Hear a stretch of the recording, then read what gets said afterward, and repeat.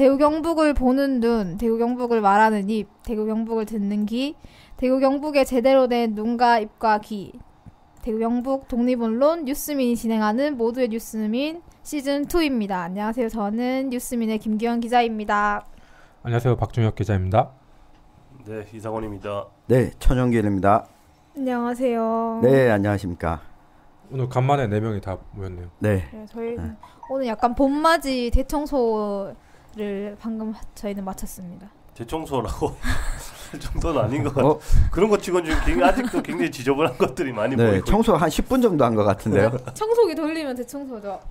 저는 제 책상까지 닦았습니다. 얼마나 집을 지저분하게 해놓고 사는지 여기서 가늠이 됩니다. 괜찮아요. 저는 오늘 저희가 얘기할 게 내년 총선에 대해서 얘기를 해보기로 했잖아요. 내년 총선이라기보다는 이제 뭐랄까 딱히 대구 경북에 별다른 이슈가 없는 상황에서 뭘 해보면 좋을까 고민하는 찰나에 마침 김부겸 장관이 이제 장관으로서의 역할을 마치고 대구의 국회의원으로서 되돌아오신다고 하고 그 김에 언급되는 내년 총선 출마 예상자들이 또 이제 뉴페이스들이 몇 명 또 눈에 띄기도 하고 해서 그걸 좀 정리를 해보자. 네. 뭐 그런 취지죠. 내년 총선을 얘기한다기보다는. 내년 총선을 이야기할 타이밍인 것 같기도 해요. 지금 이게 전국의 가장 중요한 최대 이슈로 좀 꼽히는 게 선거제도 개혁안이잖아요. 맞나요, 그게? 네. 5.18 같은 데는 5.18도 있고 버닝썬도 있고 지금 최대 이슈는 아니 선거제도 개혁이라기에는 너무 많은 사건들이 터지고 있어요. 국회에서는 지금 가장 많이 이야기가 되고 있는 게 선거제도 개혁안이고, 그리고 이게 또 이슈가 되는 이유 중에 하나는 총선이 1년 앞으로 다가왔기 때문에 1년 남기고는 사실상 이제 선거 준비를 다들 시작하시잖아요. 출마를 고민하고 계시는 분들은. 그렇죠. 예.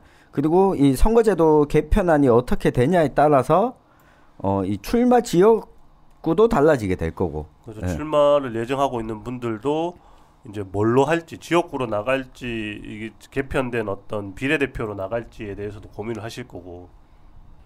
네. 그렇게 되겠죠. 네.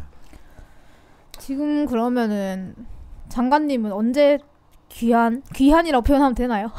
뭐 귀환 맞죠. 아무튼 복귀? 뭐라고 해야 되지? 아무튼 언제 대구 지역구에 국회의원으로 다시 돌아오는 거예요? 일단은 일정상 그 후임 장관으로 내정된 진영 국회의원의 인사청문회가 27일에 있다고 하니까 인사청문회하고 이제 보고서 채택하고 국회에서 보고서 채택하고 청와대에서 임명장 주는 이 일정들을 고려를 했을 때 다 내달 다음 달 이제 첫 주에서 둘째 주 사이에면은 장관직을 이제 그만두고 내려오시지 않을까 하는 생각이 드네요. 뭐 저희가 김부겸 장관을 뭐 띄워주거나 뭐 이런 의도가 있는 건 아니지만 그런 의도가 있어 보여요.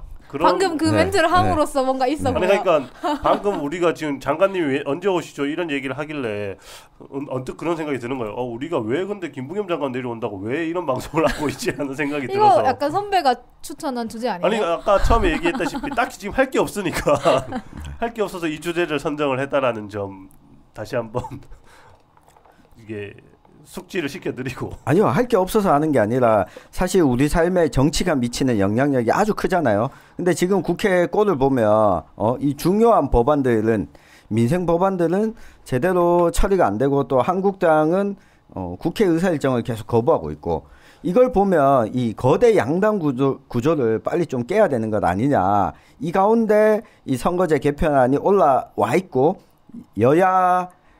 여당과 야3당이 합의한 안이 올라와 있는데 지금 바른미래당 내부에서 이런 좀 갈등을 겪고 있고, 그러다 보니 이 총선을 1년 정도 앞두고 나면 대략적인 대진표 정도가 이제 나오기 시작하는 거죠. 시민들 입장에서도 내가 선출하는 대표를 어떤 식으로 뽑느냐, 어떤 식으로 선출됐느냐는 매우 삶에 중요하기 때문에 우리가 다루는 거죠. 그렇죠. 그건 있죠. 그건 있는데 그게 마치 뭐 장관의 기환과 뭔가 맞물려 있는 것처럼 이렇게 얘기가 알겠어요. 되니까 오해 안 네. 할게요. 그래서 그런 거예요. 네. 자, 그러니까 김부겸 장관이 오든 말든 그건 뭔 상관이에요? 상관없죠. 네, 이 한국당 입장에서는 아무 상관이 없잖아요. 우리 한국당의 입장을 좀 대변해 줘야 될 것 같아요. 한국당 입장에서 상관이 있는 거 아니에요? 뭐 한국당 입장에서는 그동안 김부겸 장관이 수성갑에서 한 게 별로 없다. 그러니까. 장관직만 수행하고 기대를 걸었지만 다음엔 안 뽑아줘야 되겠다. 이런 얘기를 하고 주민들로부터 많이 듣고 있다. 듣고 있다고 네. 얘기를 하고 있죠. 그러니까 김부겸 장관과 뭐 대결을 펼치는 게 크게 뭐 어려운 선거가 아니다. 우리가 쉽게 간다. 우리가 이기는 게 당연하다. 이런 입장을 보이고 있는 게 한국당의 입장이죠. 뭐 어쨌든 자신감이 있네요. 뭐가 됐든 뭐 그 이야기까지 일단은 나아가는데 순서상 먼저 저희가 어쨌든 여당인 민주당에 대해서 좀 이야기를 해서 정리를 하고 그 다음에 한국당에 대해서도 좀 언급을 하는 걸로 이렇게 가시죠. 그래야지 저희가 말을 하는데도 좀 원활하게 진행이 될 것 같으니 안 그러면 너무 뒤죽박죽 얘기가 될 것 같아서 네. 일단은 민주당 민주당부터? 얘기부터 정리를 좀 하면은 저희가 이 주제를 선정한 거에 뭐 김부겸 장관의 귀환도 있지만 지금 한국 민주당에서 새롭게 거론되는 인물들이 좀 있기 때문이기도 한 거잖아요. 이게 대구 경북의 기존의 대구 경북은 민주당에서 거의 뭐 버려놓다시피 했다고 해도 뭐 무방한 그래서 대부분 대구 경북에서 오랫동안 민주당 활동을 해오신 분들이 출마를 했고 아니면 아예 후보를 못 내는 그런 곳이 많은 상황이었는데 지금은 이제 뭐 심지어 뭐 청와대에서 근무하시는 분들 그리고 뭐 중앙부처에서 근무하시는 분들도 지금 대구 경북을 출마하려고 특히 대구에 출마하려고 이제 기회를 엿보고 있다는 이야기들이 나오니까 그 부분에 대해서 좀 이야기를 하고 넘어가는 게 좋을 것 같은데 지금 저희가 들은 이야기는 많지만 오픈 가능한 그렇죠. 수준에서 이분도 나온다고 하고 저분도 나온다고 하고 뭐 이런저런 이야기들을 들은 건 많지만 이제 오픈해서 이야기할 수 있는 분이 지금 한 2분 정도 있잖아요. 누구죠? 이상원 기자가 민주당 그 담당이니까 이야기해 주시면 될 것 뭐 같아요. 담당이긴 하지만 네. 일단 이 청취자들 위해서 그걸 이야기 드려야 될 것 같아요. 지난 20대 총선에서 대구가 국회의원 지역구가 12곳이고 경북이 13곳이에요. 네. 근데 대구에는 민주당 후보가 7명이었고 경북에는 13곳 중에 6명이었어요. 그러니까 어떻게 보면 절반 정도만 출마를 했다. 후보를 내는 것조차 힘들었다. 버거웠다. 그런 가운데 이번에는 총선 1년도 더 남은 시점에서 후보가 이미 몇 명이 거론되고 있다. 벌써. 예. 그리고 정부가 바뀌면서 청와대나 정부 부처에서 근무했던 경력을 가지고 다시 국회의원 총선거에 나서게 되면 아무래도 지역 주민들 입장에서 이 사람을 뽑으면 우리 삶에 조금 더 도움이 되지 않을까? 지금은 민주당 정부니까 라고 하는 기대 심리를 가질 수 있다는 거죠. 그렇죠. 그래서 지금 거론되고 있는 사람들이 뭐 이상훈 기자가 먼저 한 분 이야기해 주시죠. 저는 뭐 당장 이제 지난 17일 날 저희 대구 일간지에서 언급이 된 홍일학 의원이 러브콜을 보냈다고 지금 보도가 나온 구윤철 네. 지금 현재 기획재정부 차관 네.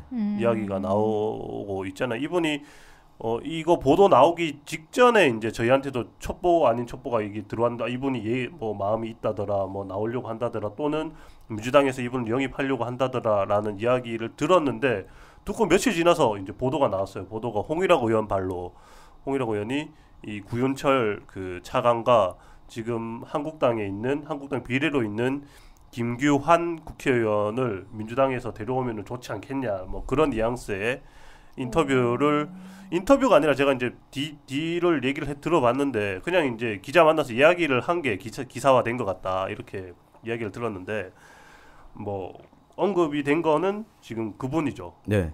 그 구윤철 차관의 경우에는 뭐 지역구가 어느 쪽으로 어디 쪽일지는 아직 거기까지 명확하게 얘기되고 있진 않지만 제가 좀 뒤져보니까 이분이 대구에서 동구에서 쭉 생활을 하셨더라고요. 고등학교까지 전부 원래 대구 분이시구나. 네, 대구 분이고 고등학교까지 대구 영신고등학교를 나오셨더라고요. 그래서 나온다면 아마 동구 쪽으로 나오지 않을까. 그 영신고등학교가 있는 곳이 동구 갑 쪽이니까. 아 지금은 동구 을이에요. 아, 을인가요? 네, 지금은 영신 중고가 옮겨가서 그 이시아폴리스 쪽으로 옮겨가서 동구로 갔지만 아마 이 구윤철 차관의 학창 시절에는 이쪽에 지금 동구 갑 지역에 학교가 있었죠. 그리고 초등학교도 동구 갑 지역에서 나왔어요. 동신초등학교를 졸업하고. 네. 그래서 아마 동구 갑 쪽을 노리고 있지 않나. 그럴 가능성이 높아. 네. 일단은 이력 자체가 거기 그쪽으로 나와 있는 게 있으니. 네. 게다가 이 기재부 차관이기 때문에 기재부면 돈을 쥐고 있잖아요. 예산. 예, 예산에 빠삭하다. 이런 차원에서 좀 관심을 끌지 않을까. 게다가 요 지역이 이 민주당에서 지난 지방선거 때 6.13 지방선거에서 동구청장으로 출마를 해서 그 새벽까지 접전을 벌였던 서재현 전 동구청장 후보가 지금 동구갑 지역위원장으로 있죠. 네. 이분이 그 출마했을 당시에는 만 39세로 출마를 해서 이 일종의 돌풍을 일으켰죠. 네. 그분은 총선 안 나오세요? 총선 지금 준비 중이에요. 준비 중이죠. 네. 그렇게 두 분이서 이제 공천 그걸 해야 되는 거예요? 만약에 모르죠. 그 몇 명이 더 있을 수도 있고요. 네. 지금 뭐 어쨌든 나오려고 하시는 분들이 많다고들 하니까. 많다고요? 많다고들 하니까 이게 정리를 한다면 교통 정리를 하는데 교통 정리를 해서 뭐 두 분만 공천 경쟁을 할지 뭐 세 명이 될지 그건 알 수 없는 거고 어쨌든 서재현 그 현재 당협위원장 그리고 지금 중앙당 부대변인 역할까지 맡아서 활동을 하고 있는 젊은 분이 계신데 그분도 제가 얼마 전에 만나서 얘기를 좀 들어봤는데 뭐 국회의원으로 나가는 거는 당연한 걸로 생각을 하고 있다. 준비를 계속 할 거다. 지금도 그렇게 얘기를 하셨기 때문에 만약에 이게 이 분위기가 계속 유지가 된다면은 그리고 구윤철 차관이 출마를 한다고 한다면 두 사람의 경쟁 구도가 될 가능성이 높지 않겠냐라는 그렇죠. 게 생각이 되는데 모르지만 이건 뭐 누가 될 거다라고는 예측하기가 힘들어요. 대구 민주당은 특히. 왜? 대구 민주당은 특히 좀 힘듭니다. 대구는 이게 이런 게 좀 있죠. 선명성에 대한 어떻게 표현하면 강박이고 어떻게 표현하면은 뭐라고 해야 되나요? 뭐 뚜렷한 어떤 정신이라고도 볼 수 있는데 그 부분에서 구윤철 차관 같은 경우에는 아직까지 검증된 바가 없거든요. 대구에서는. 그러니까 대구 시민과 대구 민주당 당원들을 대상으로 공천 경선이 벌어졌을 때 어찌됐든 한번 지방선거에 한번 출마한 경험이 있고 그리고 기존에 당협 활동을 하면서 주민들과 만나면서 당원들과 만나면서 스킨십을 해놓은 서재현 위원장 을 무시할 수는 없는 상황이 아마 될 거다라고도 저는 좀 보거든요. 대구 민주당의 특성상 이게 대구 그 서울권에서 내려오는 어떤 명망가라고 해서 무조건 받아들이는 경향이 있진 않거든요. 대구 민주당이 보면은 김부겸 장관 같은 그런 어떤 내밀로 굉장히 강한 이미 삼선 국회의원 하고 이러면서 어떻게든 좀 모셔오려고 하는 그런 분이 아닌 이상 근데 저는 좀 다르게 보는 게 대구 민주당에서 민주당 국회의원 후보로 관료 출신이나 이 중앙부처 관료든 정치인들 가운데 내려오려고 했던 사람 자체가 없어요. 그러니까 그렇게 좀 분석하면 첫사례라서 틀린 것 같고. 그것도 그러네요. 네. 왜냐하면 저 참여정부 시절에 보면 이러긴 했었어요. 그 당시 이 참여정부에서 중앙부처로 정무직 장관 또는 청와대 행정관 비서관으로 근무하셨던 분이 대구에서 활동하다가 올라갔다가 다시 내려온 케이스는 있어도 중앙부처의 관료가 내려온 케이스는 사실 찾아보기 어렵거든요. 그래서 대구 민주당이 그런 특성이 있다라고 하기에는 그런 특성을 보여준 적이 없어요. 아니 그래도 뭐 예를 들면은 이런 얘기까지 해도 되는지 모르겠지만 지난 민주당의 그 시당위원장 선거 같은 경우에도 뭐 내부적으로는 그런 얘기들이 많았잖아요. 이게 뭐 어떤 후보는 이제 네임드가 밀고 있는 후보다라고 라는 이야기들이 있었지만은 오히려 그 네임드가 밀고 있다는 이유 때문에 당선이 안 됐다는 이야기 분석도 나오는 상황이니까. 그거는 뭐 좀 딴 이유가 있잖아요. 사실. 뭐 그렇긴 하지만 그렇게 보기엔 좀 그럴 것 같고. 여하튼 그래서 뭐 동구갑은 지금 한국당 복당이 거부됐던 유성걸 전 국회의원도 출마를 고심 중이라고 하고. 무소속으로. 네. 그리고 이 한국당의 정종석 국회의원의 경우에도 이전에 김병준 비대위원장 체제에서는 불출마 의사를 밝혔지만 지금 또 당대표가 바뀌었잖아요. 상황이 바뀔 수밖에 없을 거라고 보여줍니다. 이 동구갑 지역도 아주 치열하지 않을까. 치열하게 지금 이 상황에서 뭐 정계 개편이 지금 이 상황에서 뭔가 벌어지지 않는 한, 뭐 당이 없어지거나 해서 합쳐지거나 해서 뭐 그게 없는 한은 굉장히 복잡한 구도가 될 가능성이 높겠다. 이 구윤철 차관 같은 경우는 좀 더 취재를 할 수 있는 기회가 있으면 좋겠는데 중앙부처에 있는 분이라 저희가 접촉할 수 있는 길이 별로 없는데. 우리가 모르는 사람이니까 요 정도 얘기하고 넘어가요. 근데 그거는 있더라고요. 이분이 뭐? 2003년도부터 해서 노무현 정부 때 해서 5년 전부 다 청와대에서 근무를 하셨더라고요. 그래서 근데 딱히 대구에서 뭘 하신 건 없는 네, 거죠. 대구 학교만 이력은 하면. 없는데 어쨌든 민주당과 인연은 깊은 분이 맞는 것 같다라는 생각이 들어서. 김부겸 장관도 국회의원 당선되기 전까지는 대구에서 한 게 없어요. 아 그래요? 그래? 네. 대구에서 한 게 없죠. 고등학교 졸업하고는 상경하신 거예요? 네, 상경하셔서 쭉 뭐 서울 네. 사람이었으니까. 그 전에 국회의원도 경기도에서 네, 지냈고. 경기도에서 있고. 그러니까 뭐 그렇다. 네. 한 분 더 이야기를 해주시죠. 한 분은 이제 뭐 이분도 언론에 이제 보도가 나왔기 때문에 영남일보에 보도가 나왔죠. 영남일보에 보도가 나왔기 때문에 언급을 뭐 자유롭게 할 수 있을 것 같은데 허소 더불어민주당 대구시당 대구시당의 사무처장을 지냈고 지금 청와대 행정관으로 근무하고 있죠. 네. 작년에 청와대 행정관으로 올라갔고 그리고는 대구 동구을 지역에 출마를 고심 중인 것으로 알려졌습니다. 동구을. 네. 동구을은 지금 유승민 의원이 지금 유승민 의원의 지역구죠. 오랜 지역구죠. 네. 오랜 지역구로 있는. 제가 사는 동네기도 하고요. 네. 그래서 이분도 보면은 이력이 행정관 이력이 지금 뭐 문재인 정부 이력도 있고요. 또 참여정부 때 노무현 정부 때도 청와대 행정관으로 일을 하셨던 분이고 대구에서 이분은 그 인연이 2번 있죠. 지금 이번에 최근에 시당 사무처장으로 일을 했었고 이전에도 시당의 사무처장으로 일을 하다가 이제 뭐 왔다 갔다 하셨고 네. 뭐 그런 이력이 있는 분이고 어디죠? 연고지가 경북. 네? 경북에 연고지가 있어요? 아니 이분 그러니까 이분의 그 있잖아요. 그 뭐냐 고향? 그 고향이라고 해야 되나 아니면 그 선조들이 뼈를 묻으신 무덤? 구미. 이 허소 행정관이 네네. 그 뭐냐면 이 대구가 고향이에요. 네. 이분은 경신고 졸업을 했고 이 고려대 법대를 나왔죠. 근데 이 할아버지가 민선 제4기 대구시장이었어요. 허흡이라고 이 박정희 쿠데타 전에 대구시장을 지냈고 또 5대조가 이 구미에서 독립운동을 했던 의병장 왕산 허위 그러니까 그런 얘기를 너무 많이 들어가지고 이 형님이신 방산 허운 선생이거든요. 뭐라고요? 잠깐만 너무 긴데요.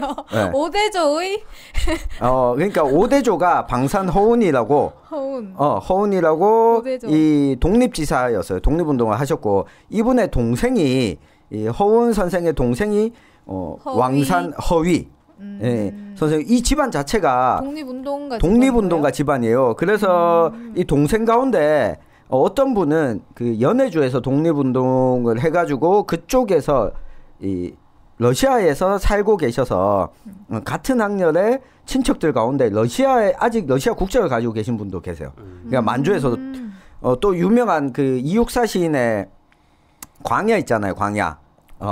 이 백마를 타고 달려온 초인. 이 식구가 이분에서 따왔을 것이다라고 하는 게 이 허영식 선생 장군. 허영식 장군도 이 집안 분이시거든요. 근데 허영식 장군의 경우에 자손이 없는 걸로 알려져 있고, 그러니까 집안 전체가 이 독립운동을 오랫동안 과거에 네. 이제 그 시절에 그래서 그런 어떤 인연 때문에 구미 쪽으로도 좀 이렇게 뭐라고 해야 되냐 집안적 인연이 있고 네. 대구에서 이제 나고 자랐고 대구에서 해서 나고 자랐고, 그리고 지금 제가 듣기로는 지금 출마를 고심하면서 아예 거주지 자체를 대구로 옮겨오려고도 고심하고 있다. 출마하면 아니 출마를 하려면 이제 거주지는 당연히 옮겨 오셔야죠. 뭐 아니 그거는 혼자 말고 아. 가족이 아니, 전체가 뭐 가족이 다 와서 오셔야죠. 그거는 그렇게 당연한 오는 사람이 걸- 없잖아요. 당연한 걸. 그 김부겸 장관도 가족 전체가 오진 않았잖아요. 그 다 커서 네. 그러니까 네. 거기는 다 이제 자제분들이 성인이 다 되어서. 성인이 되어서 이제 네. 다 알아서 살고 있는 상황이고 뭐 사모님이랑은 와서 살고 있는 거잖아요. 대구 와서. 그러니까 뭐 그거는 당연히 그렇게 해야 되시는 네. 거고. 하여튼 두 분 뭐요 정도 두 분 정도가 전부 동구예요. 근데 네. 지금 거론되는 분들이 동구가 동구. 왜냐면 그- 동구 지역에 그 1대1 구도가 아닌 다자 다자 될 구도가 가능성이 펼쳐질 높아서. 가능성이 높아서 근데 뭐 그 외에도 지금 언급되는 분들은 더 있어요. 뭐 청와대 행정관 중에서도 몇 분 더 뭐 내려오고 싶어하는 마음을 비추고 있다라는 이야기는 들리고, 그리고 뭐 지역에서도 그동안 당인 생활을 하지 않았던 분들 중에서도 선거를 앞두고 입당을 해서 민주당으로 민주당 후보로 나오려고 생각 중이다라는 분들도 몇 분 계시고 그런 분들이 좀 있기 때문에 이분들은 아직 오픈할 정도, 저희가 오픈을 하려면은 이분들에게 직접 이제 의사를 또 묻고 뭐라고 해야 되나요? 이제 취재를 좀 더 해서 했을 때 이제 이름을 까서 이야기를 드릴 수 있을 것 같고, 지금은 이제 주변 사람들의 전원 수준이기 때문에 이거를 저희가 오픈해서 말씀드리긴 좀 그렇고. 일단은 뭐 개별적으로 누가 출마하는가는 좀 지켜봐야 되겠지만 지역구 전체 출마를 한다 이런 기조는 잡고 있는 것 같아요. 전체 다 모든 내겠다라는 지역구에 거는. 네. 후보는 다 내겠다. 그- 지금 경북 지역도 이야기를 좀 드리면 오히려 경북은 후보가 어느 정도 윤곽이 다 드러난 곳들이 그렇죠. 많아요. 윤곽도 드러났고 전부 지금 과거에 비해서는 어쨌든 되게 빠른 거 아니에요? 지금? 관직의 이제 중앙부처 경험이라든지 아니면 공직에서 오랫동안 근무하신 분들이 꽤 많이 들어와서 지금 출마를 준비하고 있는, 그래서 지난 지방선거 때 뭐 시장 군수 후보로도 나왔던 분들이 이제 그대로 이어서 나오려고 준비를 하고 있어서 오히려 경북 쪽이 대구보다는 좀 빨리 정리가 될 것 같다. 네. 그러니까 지금 경북은 보면 지난 선거에서 13개 지역구 중에 6곳 출마를 했거든요. 근데 지금 어느 정도 윤곽이 드러난 곳이 작년에 도지사로 출마했던 오준기 오준기. 전 도당위원장. 경북도당 위원장이 포항 북구, 그리고 또 지금 경북도당 위원장을 하고 있는 허대만 위원장이 포항 남구 울릉이 뭐 유력해 보이고, 또 안동이 이상걸 전 차관 안동시장 선거에서도 저번에 나왔던. 선전을 했었죠. 네네. 그리고 지금 구미에 그 김영건 국회의원이 구미로 오. 네. 출마를 준비를 하고 있고. 하려고 지금 사무소도 개소했고, 비례 국회의원이잖아요. 구미에다가 사무소 개소했고, 현직 시장이 또 장세용 더불어민주당 시장이기 때문에 구미에 또 공을 들이고 있다. 이 보면 경북 지역의 그 큰 도시권들은 어느 정도 지금 후보가 갖춰졌어요. 있죠. 예. 갖춰져 있는 상황이죠. 그리고 다른 이 북부 권역에서도 지금 후보군들이 좀 보이고 있고, 과거와는 다르게 이 경북 지역도 지역구를 가능하면 전 지역구 출마를 시키겠다라는 게 지금 더불어민주당의 생각이고, 김부겸 장관이 복귀를 하면 본인 지역구 선거뿐만 아니라 대구 경북 선거 전체에 일종의 좀 중심적인 역할을 했으면 해야 되죠. 좋겠다라는 게 민주당 관계자들의 이야기이기도 하고. 그것도 이제 뭐 그런 분도 있고 안 그런 분도 있겠지만 어쨌든 뭐 역할이기도 하겠죠. 본인에게 주어지는. 네. 안 할 수는 없지 않을까요? 그거 해야지 본인도 그게 할 일 대표는 아닌가? 걸로 몰라도. 가겠죠. 네. 이 대구 경북 쪽에 뭐 어떻게 보면 자기 사람, 이제 자기가 도와서 함께 국회의원이 되는 사람들이 늘어나야, 국회의원이 되는 사람이 늘어나야 본인이 만약에 대권을 도전하려고 한다면은 거기에도 도움을 받을 수 있을 테니 뭐 본인을 위해서라도 그런 노력을 하셔야 될 거고, 이제 그거를 저지하려고 하는 이제 뭐 반대쪽에서는 그 부분에 대해서 또 이제 뭐 태클을 걸거나 뭐 그럴 수는 있겠지만 그건 뭐 민주당 내의 일이니까 저희가 그 신경 쓸 필요는 없는 일이고 네. 뭐 그런데 이게 문제는 선거제도가 개편이 되면은 지역구가 줄어들어 버리니까 대구 같은 경우에는 한 곳 정도가 지금 줄어들 가능성이 있다라는 거고 경북이 좀 많이 줄어들 아니요, 경북도 한 곳이에요. 경북도 한 곳인가요? 네. 영남권에 그러면은 얼마 전에 김재원 의원이 보도자료를 내서 그 낸게 대구 경북이 합쳐서 2석. 아니 영남권 그러면 그러니까 부산 울산 부산 경남. 울산 불경을 다 합쳐서인 네. 거네. 그러면 부산 울산 경남이 5석이 줄어든다 이렇게 냈는데 이게 이 민주당 이야기는 뭐 요 정도 했으니까 됐고 이 여당 이야기를 너무 많이 해주면 안 되잖아요. 우리가 또 야성향 방송이잖아요. 예. 네. 예. 그렇잖아요. 뭔가 비판을 하는 이 정론지로서 이야기를 좀 해보면 이 선거제도 개편안이 민주당이 내놨던 안으로 이 여야 4당이 합의를 했죠. 지역구를 225석으로 줄이고 비례를 75석으로 좀 28석 늘리는 형태로 가게 되는데 요것만 놓고 보면 지역구 의석이 대구 경북이 2석 정도 줄어든다라고 자유한국당 김재원 의원은 이렇게 보도자를 내놨는데 그런데 비례가 늘잖아요. 근데 이 비례가 지금처럼 전국 단위로 정당 명부를 이 정당에서 배분하는 게 아니라 권역별로 한다는 거죠.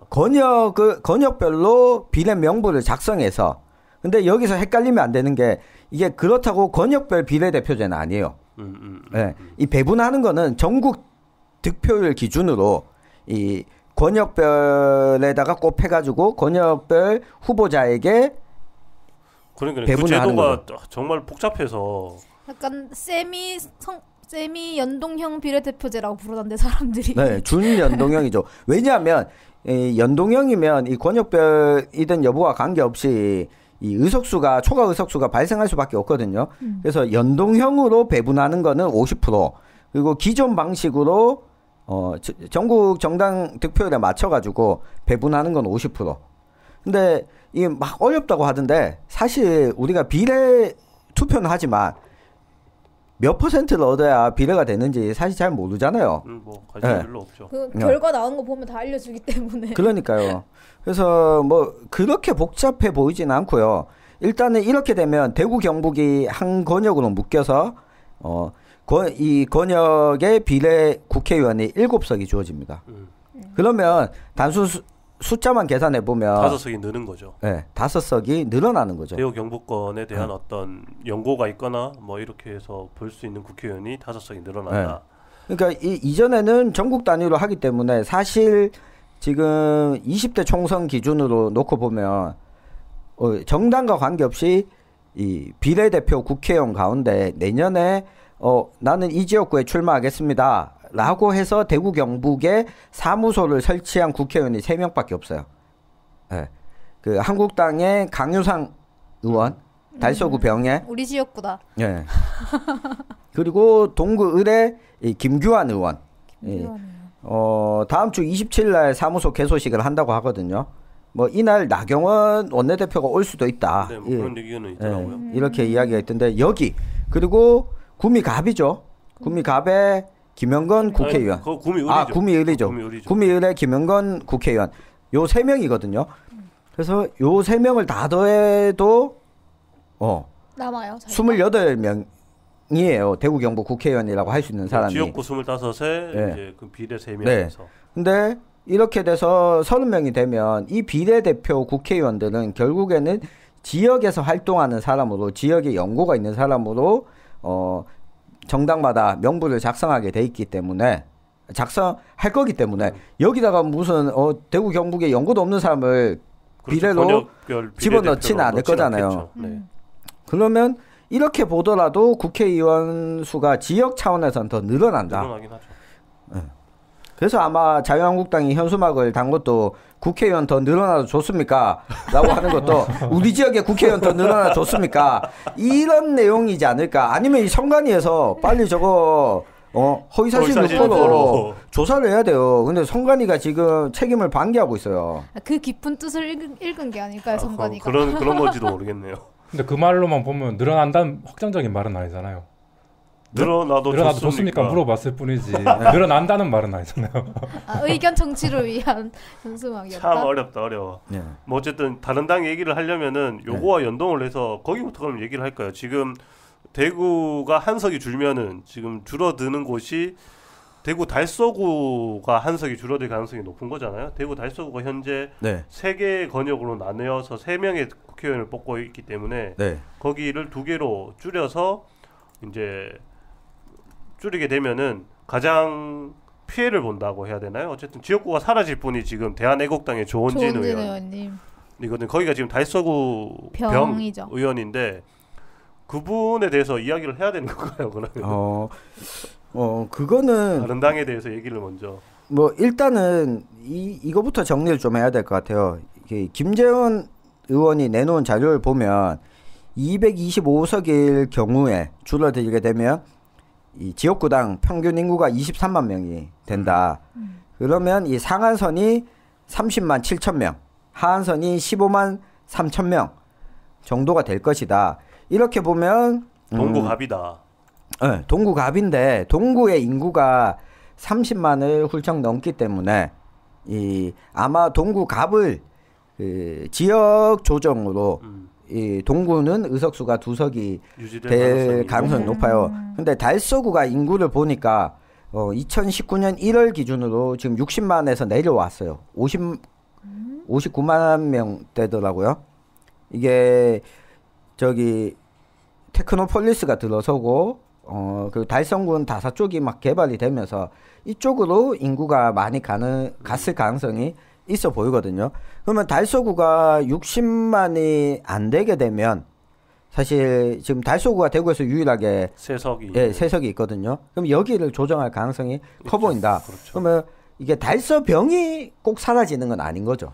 그러니까 어쨌든 세석 중에 2석으로 줄이면은 갑을로만 남게 될 테니까 반띵 해야죠. 뭐 이게 이제 갑을 병이라는 어떤 지역구는 없어지는 건데 이제 그게 동네가 이제 그렇죠. 조정이 되면은 어디 병 지역을 살리면서 다른 지역을 없애고 이름만 바뀔 수도 있고 뭐 그거는 지켜보긴 해야 되는데 뭐 어쨌든 명칭상은 달서구 병이 없어질 가능성이 높지 그쵸. 않을까. 근데 조은진 의원의 지역구가 없어진다 이렇게 표현하면 안 되죠. 네, 알겠습니다. 네. 그거는 그 지역이 사라지는 건 아니기 때문에. 제가 그 지역에 살고 있거든요. 그건 정정하도록 하겠습니다. 저희 동네에 사라지지 않아요. 뭐 어쨌든 그런 상황인데 조은진 의원은 지금 이런저런 얘기가 많은 상황이어서 뭐 일단 기본적으로 한국당으로 돌아갈 가능성 자체는 뭐 저는 유승민 의원보다 높을 것 같다라고 생각을 하지만은 돌아가는 게? 네, 한국당으로 돌아가는 게 유승민 의원보다 높다고 생각을 하지만 본인은 오히려 이제 한국당 의원들에게 나와서 이리로 오라라고 로브콜을 보내고 있는 상황이고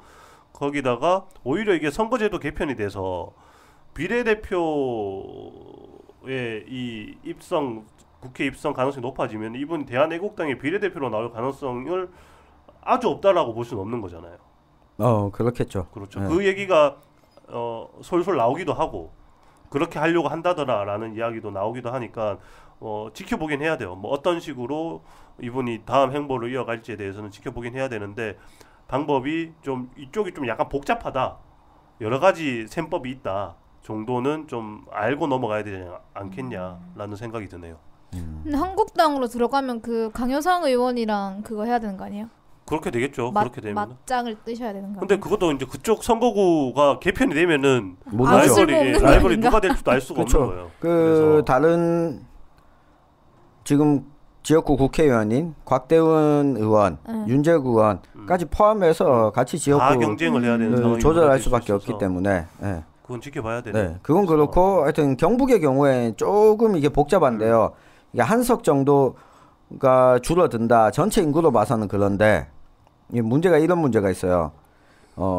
이렇게 되면 하한선보다 낮은 선거구가 3개예요. 예, 김천시가 14만 명이거든요. 그리고 영천 청도가 14만 4천 명. 예. 그리고 영양 영덕 봉화 울진이 13만 7천 명이에요.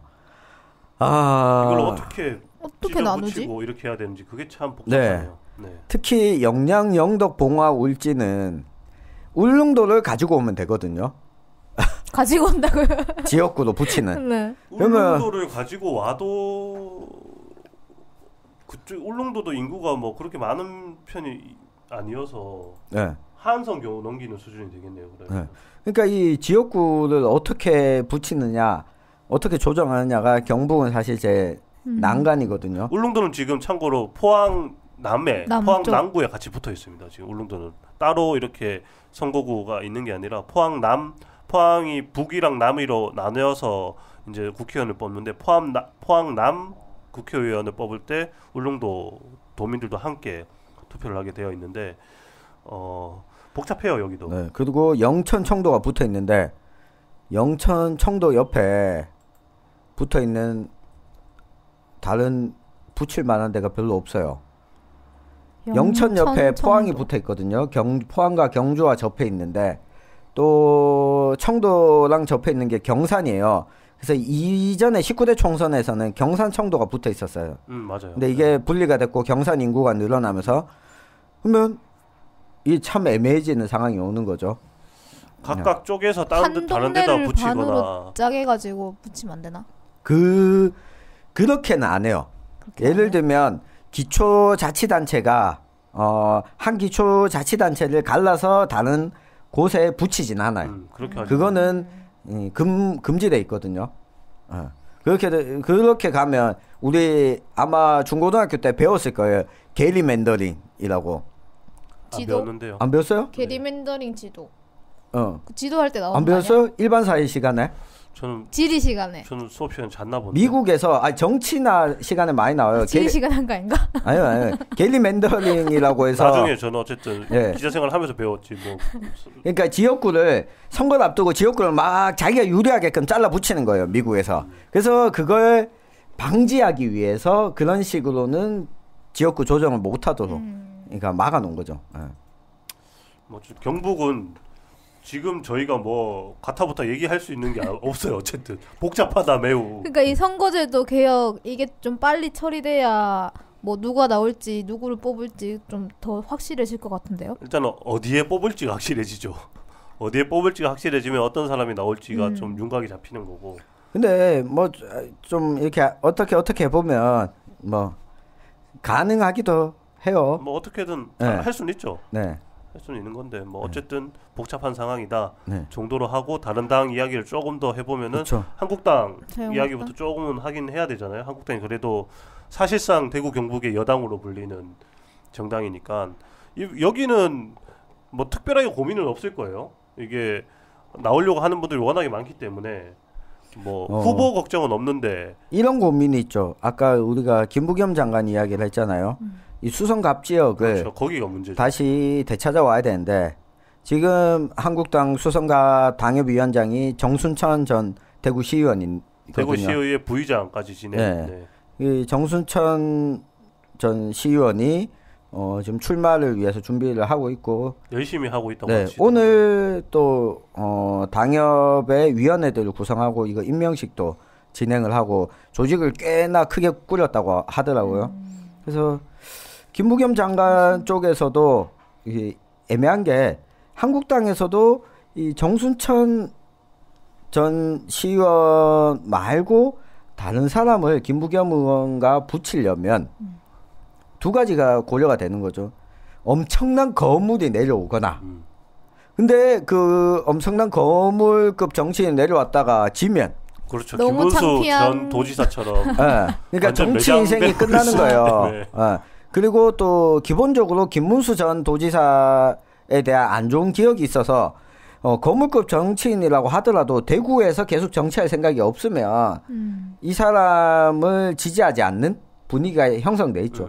잠깐 왔다가 가는 사람들은 봐라 저 대구 버리고 갈 거 저 안 찍어준다. 그렇죠. 그렇게 내려오면은 한국당 내에서도 아마 비토 여론들이 많을 거예요. 게다가 정순천 전 의원이 또 이 네임밸류 자체는 낮지만 이 지역 조직들을 되게 오랫동안 탄탄하게 정치활동을 오래 해오신 분이기 때문에 해왔고 이 부분은 김부겸 장관 쪽에서도 참 우리보다 나은 측면이 있다. 그런 부분은 이렇게 인정하고 있는 부분이라서 그렇다고 정치 신인을 내세워서 예전에 문재인 대통령이 네네. 국회의원 출마했을 때 손수조 씨처럼 이렇게 붙여가지고 저도 별로 타격이 없게 하기에는 그러면 신인을 데리고 오면 정순천 의원이 가만히 있겠냐는 거죠. 내가 쟤보다 못한 게 뭐냐? 그러면 지금 이 한국당 입장에서는 이 수성갑이 제일 딜레마가 되는 거죠. 머리 아프겠다. 네. 골치 아프죠. 저도 그렇고 이기면 좋겠지만. 그러니까 어떻게든 누가 내려오든 아마 제가 봤을 때 거물급 정치인을 데리고 오지 않는 이상 홍준표 대표나 김병준 비대위원장이나 김병준 비대위원장이나 아니면 한교안 전 총리 지금 대표죠. 이 세 분 중에 한 명이 내려오지 않는 이상 김문수 전 지사님은 절대 못 내려오실 거고 네. 세 분 중에 한 명이 내려오지 않는 이상 다른 정치 신인이나 다른 정치인이 없다. 내려오더라도 이 정순천 의원과 아마 이 경선을 치러야 될 거고 그러면 이기는 게 쉬운 일은 아닐 거다. 예. 하여튼 이 수성갑은 이런 상황이죠. 수성갑 말고는 새로운 분들 포함해서 기존 국회의원들이 현직 국회의원들이 많이 있기 때문에 뭐 한국당은 후보군이 이 수성갑과 북구을 요 두 군데가 머리가 아프지 나머지는 크게 고민하진 않을 거예요. 현역들이 다 있기 때문에 동구을 지역도 고민이 많겠죠. 그러네. 동구을도 있군요. 네. 근데 뭐 지금 방금 뭐 김병준 비대위원장이나 뭐 홍준표 대표 그리고 황교안 대표 이야기를 했지만 이분들이 계속 지금 대구에서는 얘기가 되는 거잖아요. 뭐 김병준 비대위원장이 수성구 갑에 나올 가능성이 있다더라. 아니다 북구을에 나온다더라. 아니다 북구을에는 황교안 전 총리가 나온다더라. 아니야 홍준표 대표가 나온다고 얘기해서 이게 너무 많은 이야기들이 자가 발전. 그렇죠. 어쨌든 오기는 오는 거예요? 알 수 없어. 아니요 안 와요. 본인들은 누구도 그 부분을 거기에 대해서 주변에 있는 사람들이 자꾸 이야기 그냥 만들어내는 거예요. 와주길 바라는 건가? 그러니까 제가 북구을 쪽에 제가 북구를 출입했기 때문에 과거 이제 북구 기초의원들 한국당 기초의원들이랑 가도 이제 계속 연락을 하고 지내는데 이분들한테 물어봐도 이분들도 모르겠대 누가 올지. 그 정도로 윤곽이 드러나지 않는 북구을도 누가 올지 도저히 감이 오지 않는 말만 많은 거지. 그런 상황이어서 생각을 해봐요. 그 아까 언급했던 세 분이 김부겸 장관이랑 붙고 싶겠어요? 홍일학 의원이랑 붙고 싶겠어요? 다 싫겠죠. 다 싫겠죠. 지금 둘 중에 한 명을 택하라고 하면은 그나마 홍일학 의원 쪽을 택할 가능성은 있죠. 아니죠. 홍일학 의원이랑 해서 당선되는 게 목표라면은.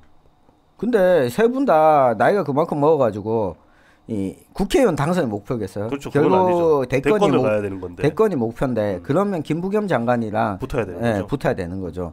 그러면 북구는 아마 그 다 주변에 있는 사람들이 다음 당협위원장 누가 오냐에 따라서 내가 어디에 줄 서야 되지 이런 고민 때문에 나온 이야기이고 제가 봤을 때는 뭐 세 분은 김부겸 장관과 붙겠다 본인이 나서지 않는 이상 오지 않는다. 올 가능성은 높지 않다. 그리고 되게 기분 나쁘다 그런 이야기가 왜냐 무슨 대구가 이 동네 밥도 아니고 지나가다가 생각나면 퍼먹을 수 있는 밥솥처럼 맨날 두들겨 맞기만 하고. 그렇죠. 그래서 이 한국당 이야기도 요 정도만 하면 될 것 같아요. 근데 오히려 요 얘기는 오히려 이제 만약에 그렇게 해서 그분들 세 분들 중에 한 분이 북으로 온다면은 오히려 홍일학 의원한테는 기회일 수도 있지 않겠냐는 생각은 저는 하긴 했거든요. 네. 그렇게 되면 또 오히려 홍일학 의원이 대권 후보급으로 발돋움할 수 있는. 왜요? 만약에 이긴다면. 네? 그 중에 누군가를 꺾고 이긴다면은 특히 대구에서 뭐 누구나 대통령에 출마할 자격은 있죠. 만 40세 이상이 되면. 네. 39세인가요? 뭐 어쨌든 정치적으로 그렇게 하면 성장할 수 있는 어떤 발판은 생기는 거잖아요. 성장하시기에는 나이가 너무 많으시죠. 성장할 나이는 아니시죠. 네. 뭐 100세 시대인데 뭐. 그렇죠. 100세 시대인데. 네. 뭐 어쨌든 그럴 수도 있지 않겠냐라는 예측을 조심스럽게 해봅니다. 평소에 너무 조용하시잖아요. 주목을 잘 안 받으시잖아요. 아니 북구 쪽에서는 열심히 활동을 하세요. 뭐 이런저런 활동을 하고 저기 뭐지 국회에서도 뭐 저희가 별로 관심이 없는 이제 아니면 보도가 안 되던가. 저희가 별로 관심이 없는 위원회에 활동을 하고 계셔갖고 저희가 잘 몰라서 그렇지 제 메일로 그 법안 발의할 때마다 저기 보도 자료도 오고 그럽니다. 그래서 뭐 활동을 활발히 하고 계시다라는 것 정도는 알고 다음 정당 바른미래당 얘기를 해야 되나요? 네, 바른미래당은 총선 전까지 살아 있는 거예요? 살아 있을 가능성이 높죠. 바른미래당은 그 구조 자체가 어쨌든 두 정당이 합쳐진 정당이잖아요. 그러니까 대구 분들만 싹 이렇게 빠져 나오시는 건 아닐지. 대구 분들이라고 해봤자 유승민 의원 말고는 없잖아요. 그게 제일 크잖아요. 유승민 의원을 비롯한 이제 유승민계라고 표현되는 이제 보수 진영의 국회의원들이 지금 선거제도 개편과 관련돼서 탈당하려고 지금 명분을 쌓고 있는 거 아니냐라는 관측이 나오기도 하는데 그런 관측은 한국당 쪽에서 흘리고 있는 거라고 봐요. 어서 오시라. 저도 오히려 이런 유승민 거예요? 의원은 아니요 저는 탈당은 할 수도 있다고 봐요. 근데 한국당으로 돌아가진 않을 거다라고 저는 보거든요. 황교안 대표 체제에 유승민 의원이 들어갈 리가 없다. 그리고 이 안보에 있어서는 유승민 의원이 상당히 강경 매파, 뭐 보수적이라고 보진 않습니다. 보수적인 입장보다는 좀 강경한 대응을 주문하는 입장이지만 이 나머지 면에서 보면 유승민 의원이 이야기하던 개혁 보수라는 옷과 이 한국당으로 황교안 대표가 있는 한국당을 복당하는 건 좀 맞지 않다. 많이 맞지 않죠. 네, 본인의 정치 행보에 있어서도 그리고 그런 선택을 하지는 않을 거다. 그렇죠. 그런 선택을 하는 순간 아마도 유승민 의원의 정치 생명 자체가 이제 그리고 본인이 뭐가 아셔서 대구 동구에서 국회의원 4번 했잖아요. 국회의원 한 번 더 하려고 그렇죠. 한국당으로 갈 이유는 없죠. 그렇죠. 이제 대권을 보고 적어도 한국당과 이 뭐 통합이나 유승민 의원이 복당을 하게 되는 계기는 다음 대선을 앞두고 정계 개편이 일어났을 때 이 보수 진영의 단일 후보로서 본인이 도전할 때나 가능한 얘기가 아닐까. 그렇죠. 그게 아니면은 유승민 의원이 한국당으로 돌아갈 가능성 정말 미지수라고 보고 뭐 내부적으로도 이제 유승민 의원의 측근이라고 불리는 사람들도 현재까지는 탈당할 가능성은 없다. 네. 지역에 있는 측근이라고 불리는 사람들도 그렇게 이야기를 하시니까 뭐 바른미래당은 지금 이 상황에 이렇게 진행이 된다면은 유승민 의원이 동구에 다시 나오는 수준. 그럼 5선 도전. 그거 말고는 지금 특별하게 지금 바른미래당이 대구 경북에서 뭔가 할 수 있는 건 없어. 권오을 저기 도당위원장 경북 도당위원장이 지금 아프시거든요. 투병 중에 암으로. 띠로린. 그렇지만 그래도 지금 계속 열심히 활동을 하고 있잖아요. 항암 치료 받으면서 지금 활동하고 계시죠. 그러니까 뭐 이런저런 조건들을 따져봤을 때 아마 이 권오을 지금 도당위원장도 안동에서는 늘 그 상당한 득표율 나오거든요. 네네. 도지사 선거에서도 안동 지역에서는 1등 먹은 동네도 있었어요. 안동에서 국회의원 했었으니까. 네, 안동에서 국회의원도 했었고 그리고 안동권 씨잖아요. 또 가장 지금 바른미래당 대구 경북 인사들 가운데 유승민 의원을 제외하고는 가장 좀 이 개혁적인 성향을 가지고 계신 분이기도 하고 여하튼 이 바른미래당은 지금 안개 속이에요. 그 푸른 그 당 색깔처럼 약간 안개 속으로. 안개 속이고 그리고 이 정의당 이야기를 좀 해야 될 것 같아요. 정의당 얘기를 하지 않았구나. 정의당도 정말 우리 당이 많아졌다 맞죠?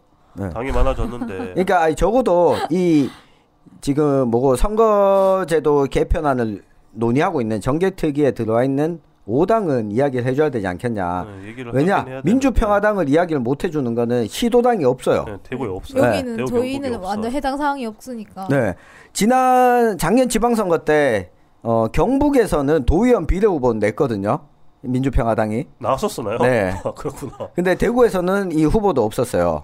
비례후보도 한 명도 없었고. 안타깝네. 그러면 이 정당이 정의당인데 정의당은 벌써 이 출마를 공식적으로는 아니지만 이 언론을 통해서나 언론 인터뷰에서 출마를 하겠다고 하신 분이 있잖아요. 뭐 장태수 시당위원장이 네. 어쨌든 본인은 출마를 할 거다라는 거는 뭐 거의 공식적으로 네, 얘기를 대구 하고 있기 서구에. 때문에 네.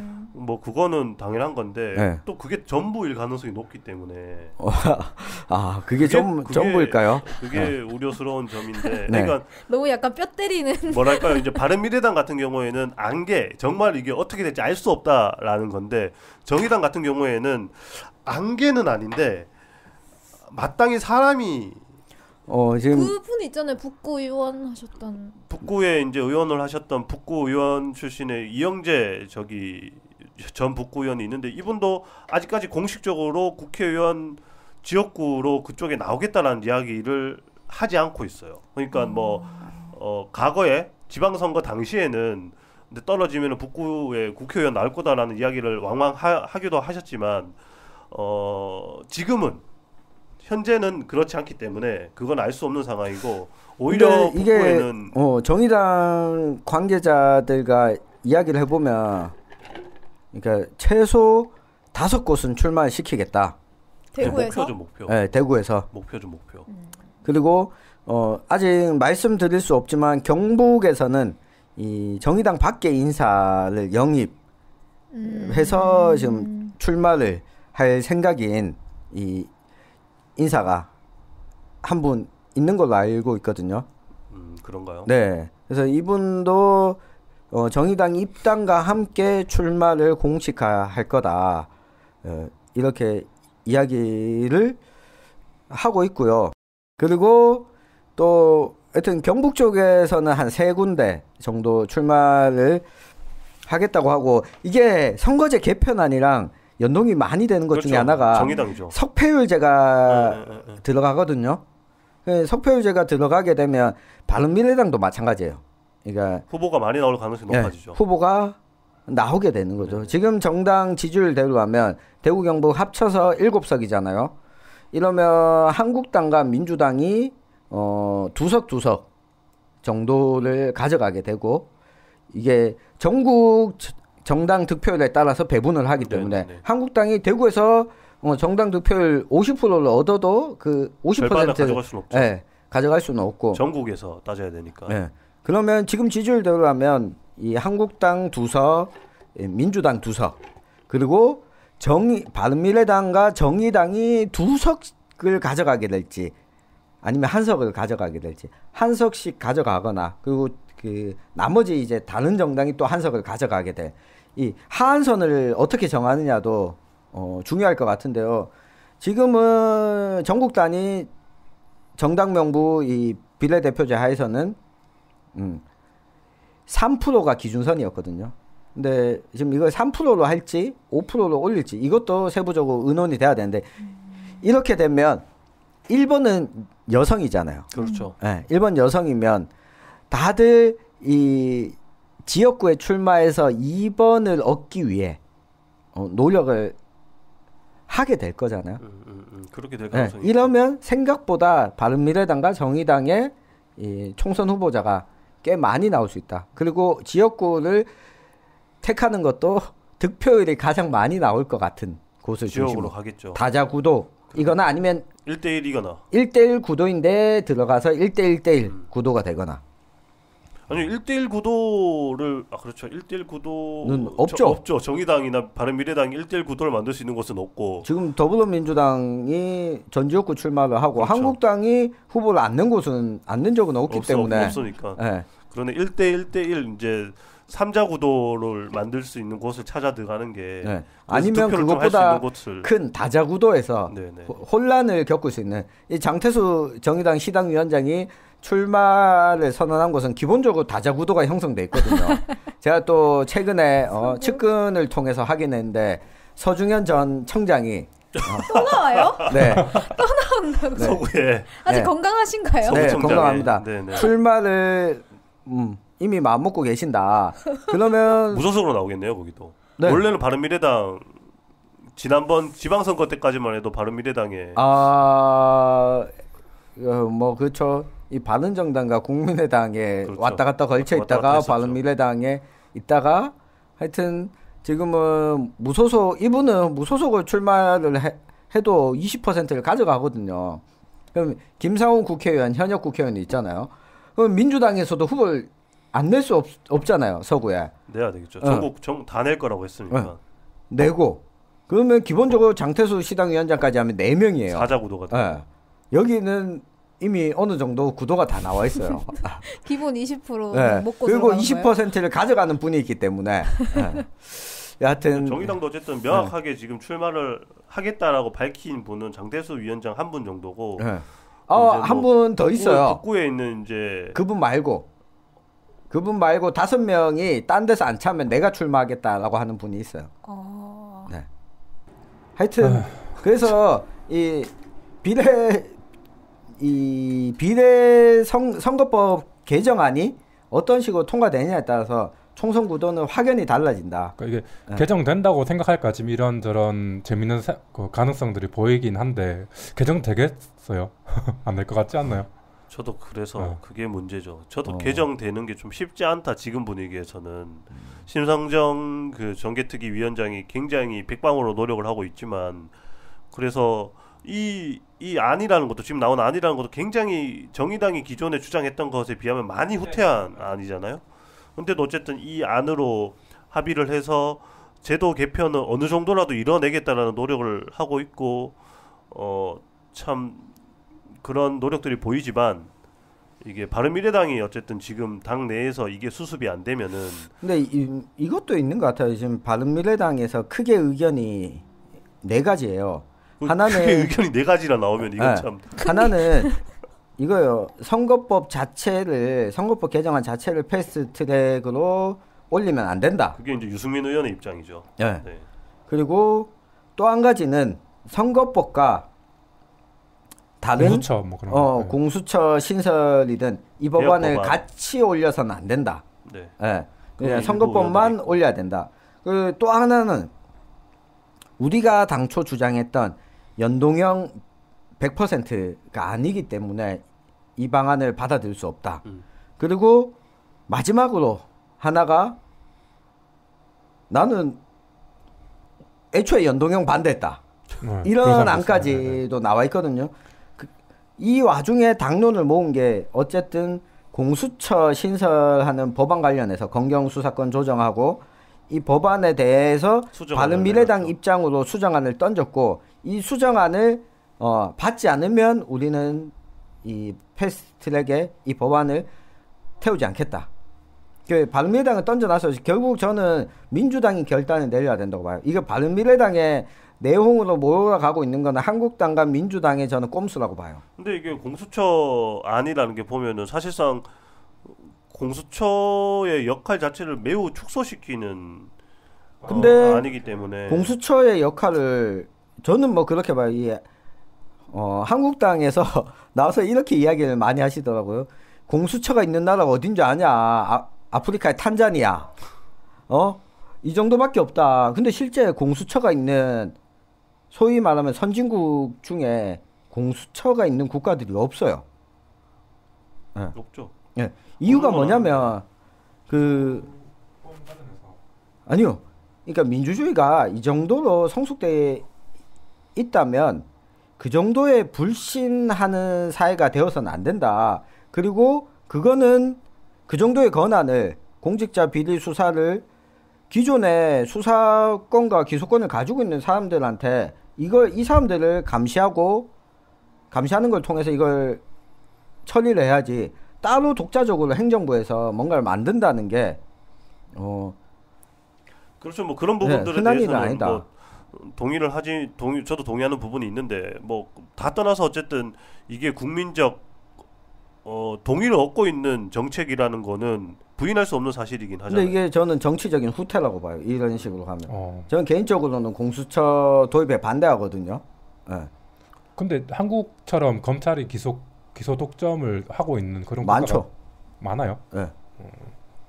저희가 지금 선거 얘기하다가 공수처로 논의가 논의가 넘어가는 거. 그러니까 이야기를 정리하면 바른미래당이 저는 그러니까 무리한 주장을 하고 있는 건 아니다. 게다가 한국당이 이야기하는 것 가운데서 또 틀리지 않은 측면이 있는 게 뭐냐면 한국당이 여기까지 막 이야기가 나오는 거는 이런 거예요. 이해찬 민주당 대표가 20년 집권, 그리고 민주정책연구원에서 30년 집권 이런 이야기들을 하고 있어요. 어떠한 정책을 펼칠까가 아니라 그러다 보니까 이 타이밍에 공수처도 신설하고 이 개혁 입법안이라는 형태로 이렇게 나오니까 이게 다 장기 집권을 위한 거 아니냐. 그런 의구심을 그림을 그릴 수 있는 거죠. 네, 뭐 충분히 가질 수 있는 거죠. 좀 그 한국당 차원에서는 충분히 그렇게 의심할 수 있는 상황이죠. 네.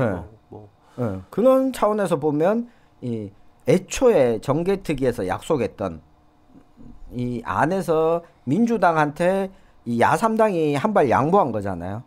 그러면 선거법을 우선적으로 합의를 하고 패스트트랙 태우고 저는 그 다음으로 가는 게 맞지 않냐. 이 개인적인 그렇죠. 저도 개인적으로는 공수처법보다는 선거법이 우선돼야 된다고 보는 건 맞습니다. 이게 우리나라 정치제도가 정치 문화가 한 발 더 나가면은 공수처가 없어도 충분히 지금의 검찰 검경 제도로도 충분히 이게 커버를 할 수 있는 상황이라고 보거든요. 근데 우리나라가 이게 정치적으로 정치 문화가 매우 후퇴되어 있는 상황이다 보니까 그걸 못 믿으니까 계속 좀 더 강력한 어떤 수사기관들을 만들자라고 얘기를 하는 거잖아요.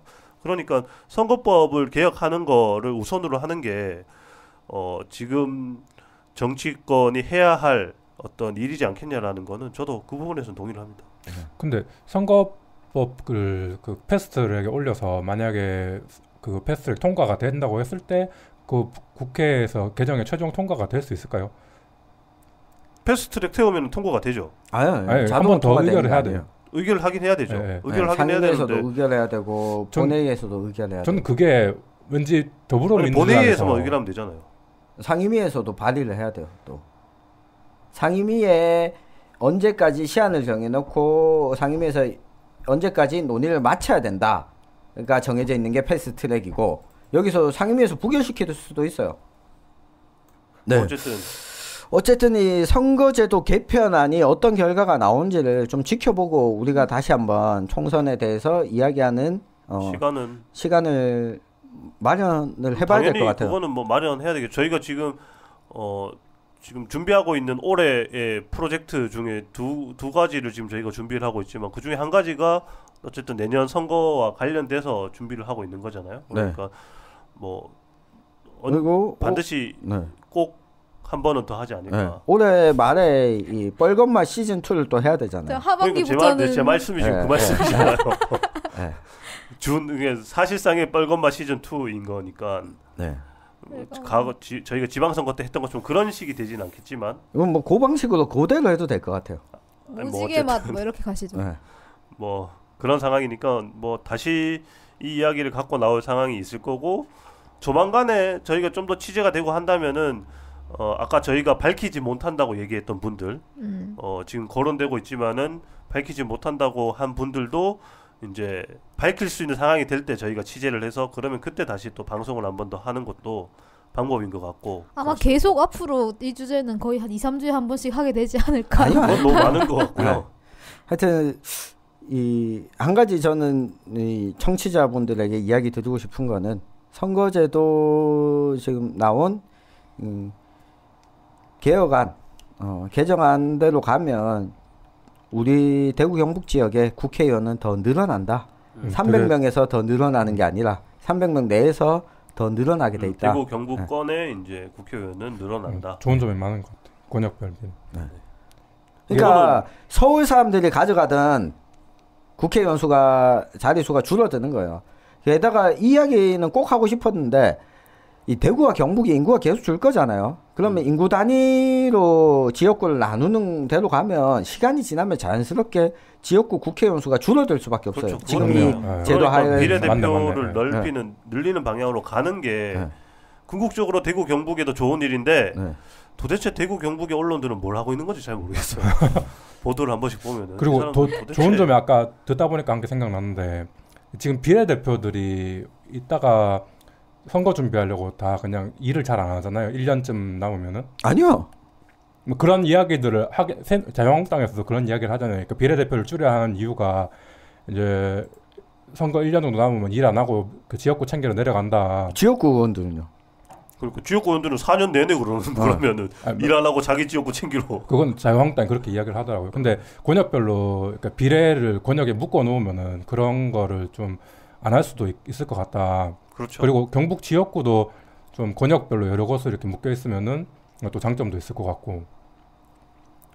뭐 어쨌든 선거제도는 저희는 선거제도를 지지하는 언론사이기 때문에 선거제도 개혁을 지지하는 언론사이기 때문에 네. 연동형 비례대표를 그렇죠. 저희는 지지하고 있습니다. 저희는 이런 거 사론인가요? 회사에 오픈을 하기 때문에 이거는 사론이죠. 사론으로 지금 정합시다. 미국 같은 경우에는 정치 선거 시즌 되면은 언론사가 어느 후보를 지지한다라고 오픈하고 이렇게 보도를 하잖아요. 저희는 그렇게 하면 선거법 위반이 되기 때문에 그렇죠. 저희는 그렇게는 못하지만 어쨌든 이 제도 자체는 저희가 지지한다 언론사에서. 그리고 차원에서. 사실 뉴스민에서는 지지한 정당이 없잖아요, 특별히. 네, 뭐 그렇죠. 네. 개개인들이 지지하는 정당이 있을 수는 있지만, 네. 그 개개인들이 찍은 정당도 다 달랐고. 그렇죠, 네. 다 다르죠. 네. 그러니까 뭐 저희는 네. 굉장히 저는 참고로 지방선거 때 4개 정당에 투표를 했어요. 저도 그렇습니다. 보통 저도 4개 당선하잖아요. 정당에 지지했기 때문에 저는 3개 정당이네요. 네. 저는 그러니까 4개 정당에 투표했어요. 자유한국당에서 이렇게 비례대표 이야기를 안 좋게 하기 위해서 하는 말이 내가 뽑지 않은 그 사람이 국회의원 된다 이렇게 이야기하는데 저 같은 경우는 뽑는 사람이 돼본 적이 없어가지고 그 말도 네. 저도 동의합니다. 네. 뭐 어쨌든 이 정도로 오늘 네. 방송은 정리를 하면 되지 않을까 싶네요. 정리를 하는데 이렇게 참 많이 돌아오는 정리를 하는데 지금 오늘 갑자기 한 말도 이야기 하나도 안 하던 박주혁 기자가 갑자기 정리하는데 이야기를 꺼내가지고 정리를 새로운 주제가 못하고 계속 나오고 있었습니다. 그랬습니다. 정리를 합시다. 예. 더 이상 할 말 없으시죠? 마지막입니다. 네, 저희 모두의 뉴스미는 매주 금요일 업로드 되고 있습니다. 그래서 유튜브와 팟캐스트, 파티, 팟빵, 아이튠즈에서 구독과 좋아요 많이 눌러주시면 감사하겠습니다. 지금까지 모두의 뉴스미니었습니다. 감사합니다. 감사합니다.